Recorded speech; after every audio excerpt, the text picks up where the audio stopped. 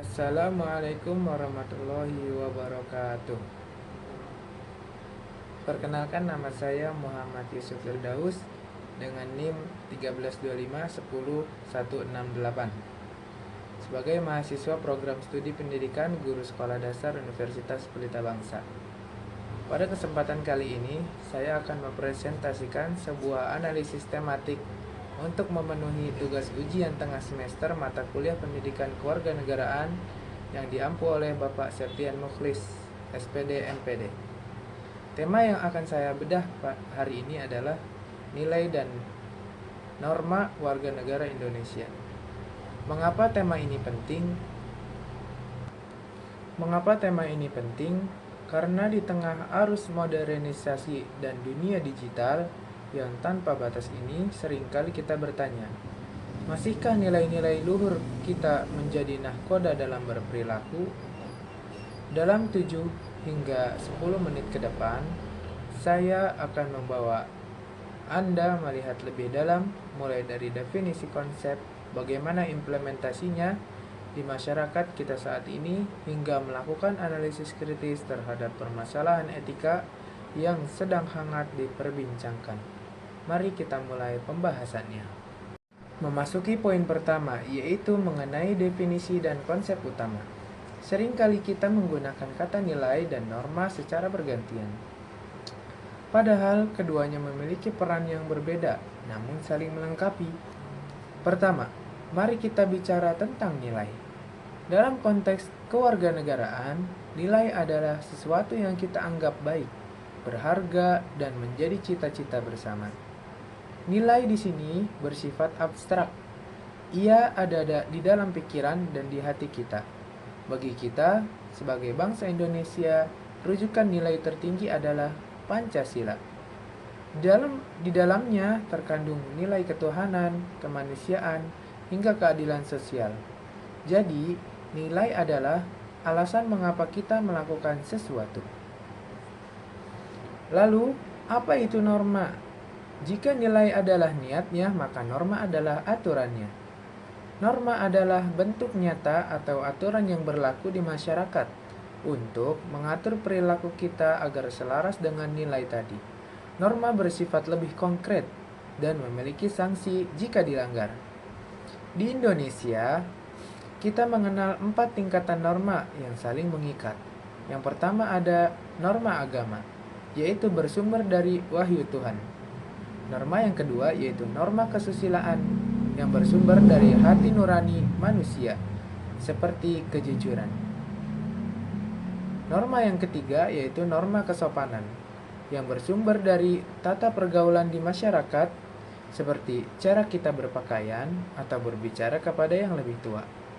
Dan yang terakhir, norma hukum, yaitu aturan tertulis yang dibuat oleh negara dan bersifat memaksa. Sederhananya begini, jika kita memiliki nilai kemanusiaan, maka normanya adalah kita dilarang menyakiti orang lain dan wajib menolong sesama. Tanpa norma, nilai-nilai luhur kita hanya akan menjadi angan-angan tanpa arah yang jelas. Oke, selanjutnya kita memasuki pembahasan contoh dan isu permasalahan nyata. 1. Contoh penerapan yang baik. Setelah kita memahami konsepnya, mari kita lihat bagaimana nilai dan norma ini bekerja dalam kehidupan sehari-hari.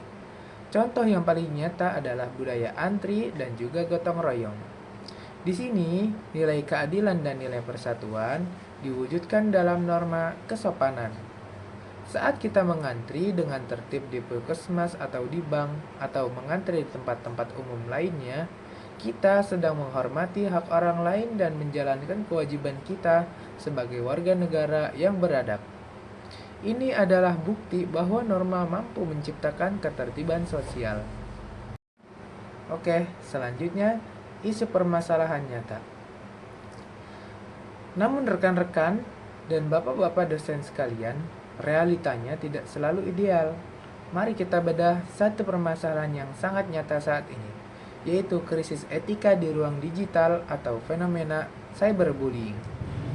Laporan dari Digital Civility Index seringkali menempatkan netizen Indonesia pada tingkat kesopanan yang rendah di media sosial. Mengapa ini terjadi? Secara kritis, saya melihat adanya diskoneksi atau keterputusan antara nilai yang kita pelajari di dunia nyata dengan perilaku di dunia maya.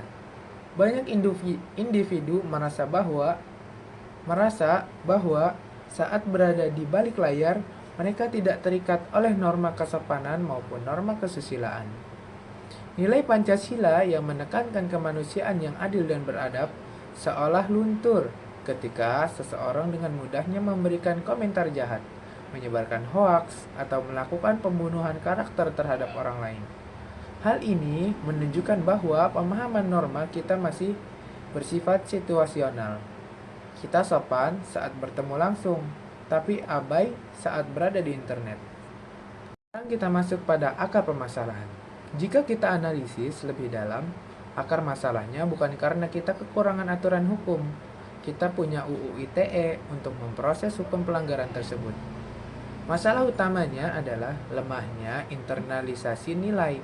Kita seringkali hanya menghafal norma untuk ujian, tetapi tidak menjadikannya sebagai identitas diri atau karakter dalam setiap aspek kehidupan, termasuk dalam berteknologi. Selanjutnya, kritik atau evaluasi. Bapak-bapak dosen atau rekan-rekan sekalian, setelah kita melihat realita tadi, ada sebuah kritik mendasar yang harus kita renungkan bersama.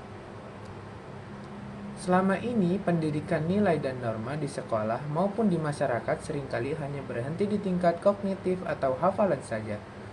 Kita hafal apa itu Pancasila, kita tahu apa saja jenis norma, tetapi kita belum sepenuhnya menginternalisasinya ke dalam karakter.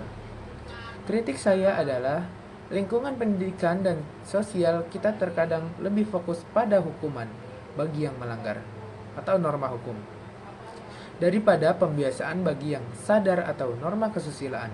Akibatnya, orang patuh hanya karena takut sanksi, bukan karena merasa itu adalah hal yang benar untuk dilakukan.